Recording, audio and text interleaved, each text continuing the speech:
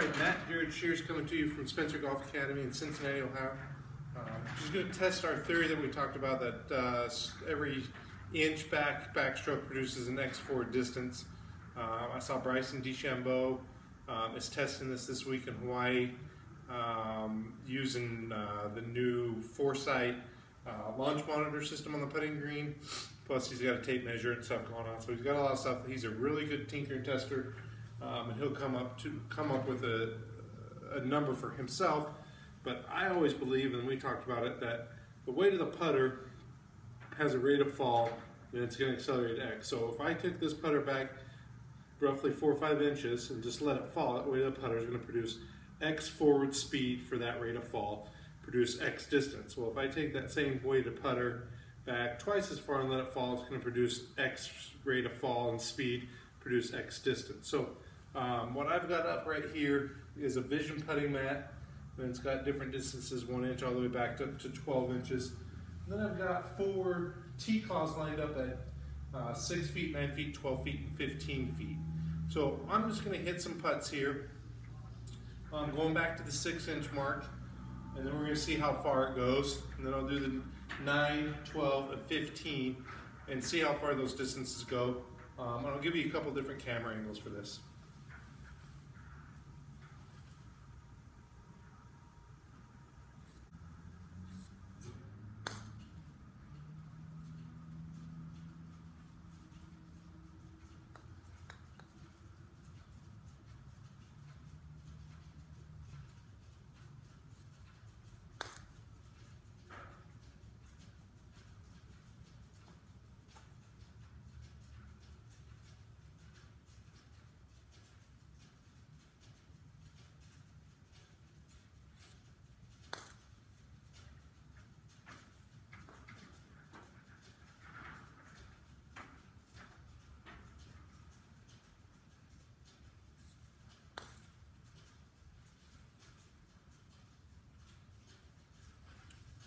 Alrighty, so what we see here, it's kind of hard to tell from this angle, but I'll do another angle and then kind of show what the results were.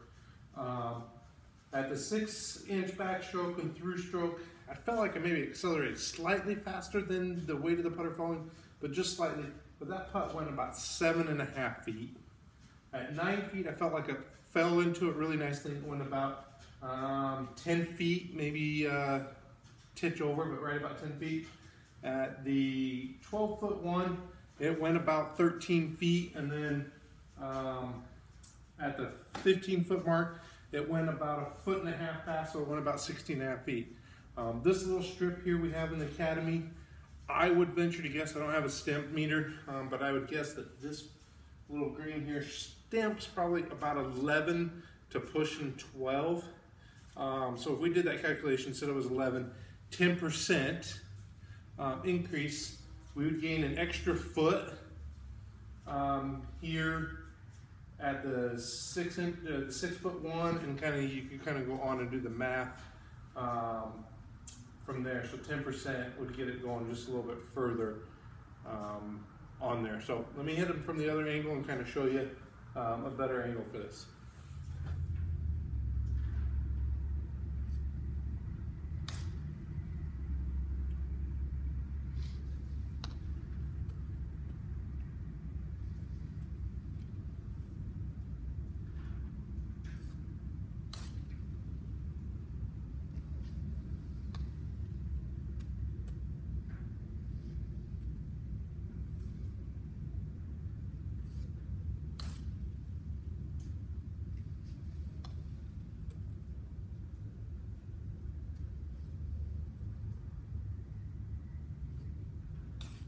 Alrighty, let's take a look at those results. So these were very similar, within a couple of inches to the other angle I took. And like I said, I really feel like these greens are running maybe about 11 to pushing 12. And as I get closer and look at it and kind of work through the math in my head, they're probably closer to 12. So at 6 feet, if that was 20% increase, I should see about a foot extra distance out of that. At 10%, if they were running 11s, I'd see about 6-inch increase. And you can see this ball right here is probably roughly about 10 inches. If we went over to here, it looks like it is exactly at 10 inches difference from the distance. At 12 feet, we should be seeing an extra 24 inches, so 2 feet or a little bit less. And so we're up here, we are about 15 inches past. So I think that's where, I think it's just between that 11 and 12 stimp. 15 feet, which is this one. If it was truly running a 12, we would see 3 feet past, and we're not quite there. We're about 1.5 feet in there, or 18 inches, so 1.5 feet. So that would be concurrent to that 11 stimp. And then up here at the last one, 15, we've got about that same. We are roughly 24 inches past. So at 10%, that'd be 15 inches past. If it was 20%, meaning it was a 12, we'd be 30 inches past. We're kind of right in the middle of that. So I would say these greens are running. This little strip here is about 11.5. And that's what I feel like it is. All right, man, so looking at those results, I definitely believe there's a correlation to it. I had one of my 8-year-old students do this.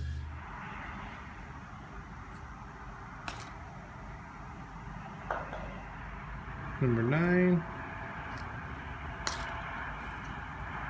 Roughly about a 7-foot putt that we were hitting, maybe 8. And she was taking it back to the 6-inch mark and kind of letting the putter fall into it. And you'll be able to see the results of those. The putts were going pretty much in with dead weight.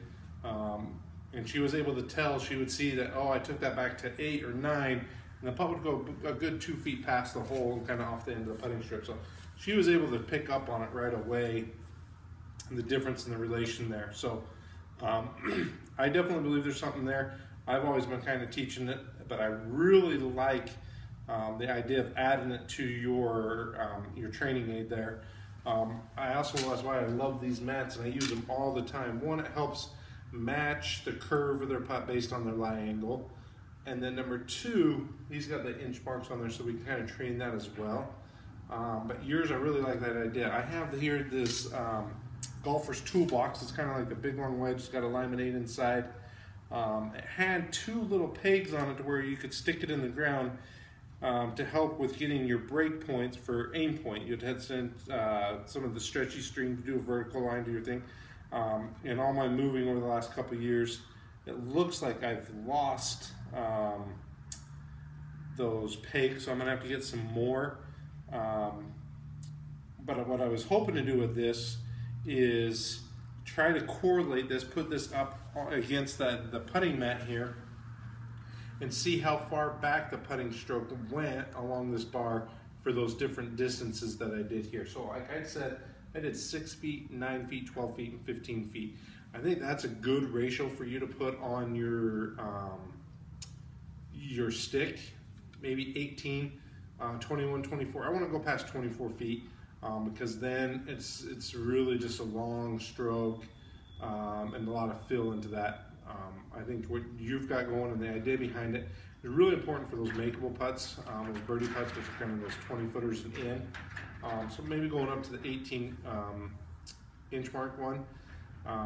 Because what a lot of players don't understand is even on this mat, I told one student, I'm like, you got to take it back to 12 inches. He's like, man, there's no way you take it back there for that long of a putt. And I'm like, you don't understand, the putter's arcing, it's coming up, so putter doesn't really travel back 12 inches, but because it's off the ground and the angle that you're looking down at it puts the head out there at 12 inches. So it's not a linear 12 inches, it's arcing 12 inches, which is shorter. So I think that's hard for people to understand or relate. So I think putting those markings along your stick are going to be huge. But what I was hoping to do with this, as you can see here, it's got the inch marches, 1, 2, 3, 4, 5. I was going to start right here where the putter started as being 0 and mark backstroke for each one of those and see where those fell in here and shoot you a close-up video of that. Like I said, I lost those pegs. So as soon as I get those replaced or find a way to get those pegged in there, I'm going to do that and shoot that off to you so you can see that, and then also put it up next to the your device and kind of mark them on there so we can see how it works out and relates. But I think it's a good idea. I think it will work. In fact, I know it'll work. In fact, I'm going to take home this same mat here that I've got at my house. I've got a putting mat that does, I've got 10 stimp on one side, 8 stimp on the other side. It is only 10 feet long, so I'm only going to be able to do the first couple. But I want to be able to see what the relationship decline is between the 8 and the 10 stimp.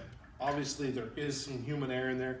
I felt like there was a possibility on some of them where I maybe accelerated or held off the natural acceleration of the putter just slightly, but I've kind of been working on this in my own game, so I feel like I do this pretty well to where I'm pretty close to that, where the average golfer isn't, which is why I think this is such a good idea to add to your stick and put a putting tutorial together for that, which I'd be glad to help you with because it's part of the game people don't think about, and it is simpler than people make it out to be, but they make it complicated at the same time by going, I'm just a fill putter, whatever works today works, and I think that creates a lot of inconsistency because they don't know what to work on because they think it's too hard to work on it. So I think you're on to something.